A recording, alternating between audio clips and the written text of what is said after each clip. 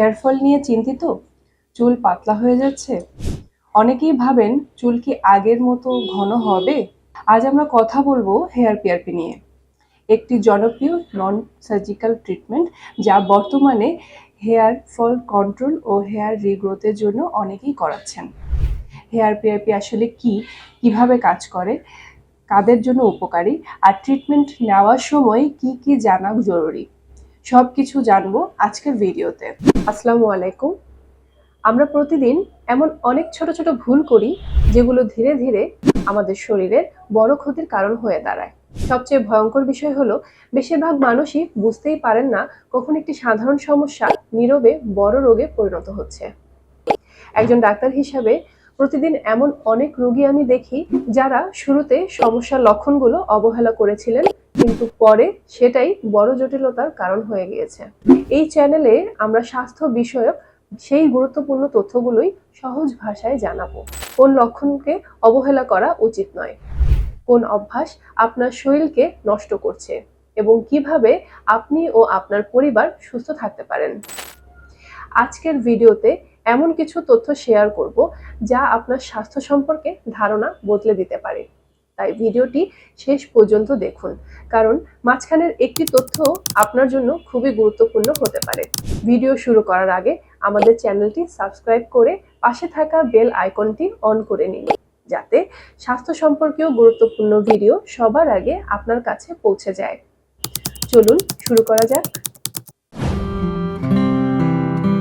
PRP এর full form হলো platelet rich plasma.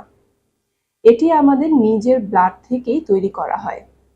আমাদের রক্তে প্লেটলেটস নামে ছোট ছোট সেলস থাকে, যেগুলোতে থাকে বিভিন্ন গ্রোথ ফ্যাক্টরস। এই গ্রোথ ফ্যাক্টরস স্কাল্পের উইক হেয়ার ফলিকলকে স্টিমুলেট করতে সাহায্য করে। ট্রিটমেন্টের সময় পেশেন্টের ব্লাড দেওয়া হয়, এরপর মেশিনের মাধ্যমে ব্লাড প্রসেস করে প্লেটলেট রিচ অংশটা আলাদা করা হয়। তারপর সেই প্লাজমা আমরা স্কাল্পের বিভিন্ন অংশে ইনজেক্ট করে থাকি। আমাদের স্কাল্পের হেয়ার ফলিকলস অনেক সময় উইক হয়ে যায়। এর ফলে হেয়ার থিকনিং, এক্সেসিভ হেয়ার ফল বা স্লো হেয়ার গ্রোথ দেখা দিতে পারে। পিআরপি স্কাল্পে ইনজেক্ট করার পর গ্রোথ ফ্যাক্টর ফলিকলকে অ্যাক্টিভ করতে সাহায্য করে। এর ফলে হেয়ার ফল কমতে পারে, হেয়ার ডেনসিটি ইমপ্রুভ হতে পারে, হেয়ার স্ট্রং হতে পারে, বেবি হেয়ার গ্রোথ দেখা দিতে পারে। তবে একটা বিষয় মনে রাখতে হবে, পিআরপি ম্যাজিক ট্রিটমেন্ট নয়। রেজাল্ট ধীরে ধীরে ডেভেলপ হয় এবং পেশেন্ট অনুযায়ী রেজাল্ট পাওয়া যায়।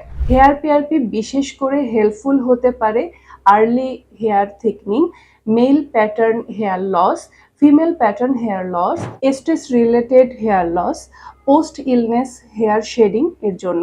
তবে কমপ্লিটলি ডেড ফলিকল থাকলে শুধুমাত্র পিআরপি যথেষ্ট নাও হতে পারে।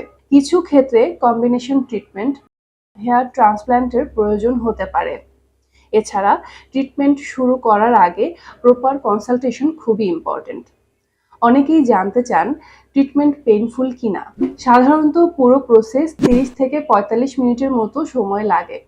প্রথমে ব্লাড নেওয়া হয়, এরপর পিআরপি প্রিপারেশন করা হয়, তারপর স্কাল্পে ছোট ছোট ইনজেকশন দেওয়া হয়।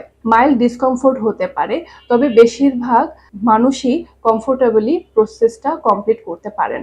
ট্রিটমেন্টের পরে সাধারণত সেম ডে নর্মাল অ্যাক্টিভিটিস করা যায়। হেয়ার পিআরপির রেজাল্ট একদিনে আসে না, সাধারণত মাল্টিপল সেশনস রিকমেন্ড করা হয়।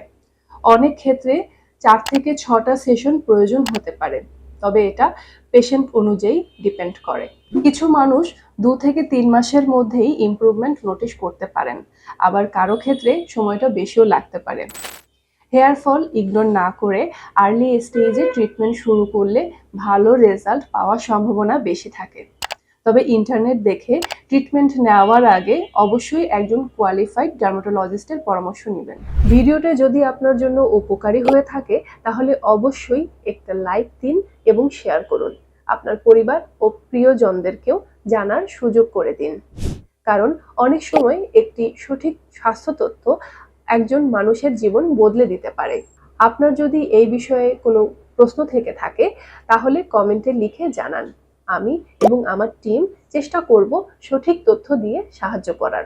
এ ধরনের গুরুত্বপূর্ণ স্বাস্থ্য তথ্য সহজ ভাষায় নিয়মিত জানতে আমাদের চ্যানেলটি সাবস্ক্রাইব করে বেল আইকনটি অন করে রাখুন, যাতে নতুন ভিডিও সবার আগে আপনার কাছে পৌঁছে যায়। মনে রাখবেন, সচেতনতা হলো সুস্থ জীবনের প্রথম ধাপ। আজ এ পর্যন্তই। সবাই সুস্থ থাকুন, নিরাপদ থাকুন। আল্লাহ হাফেজ।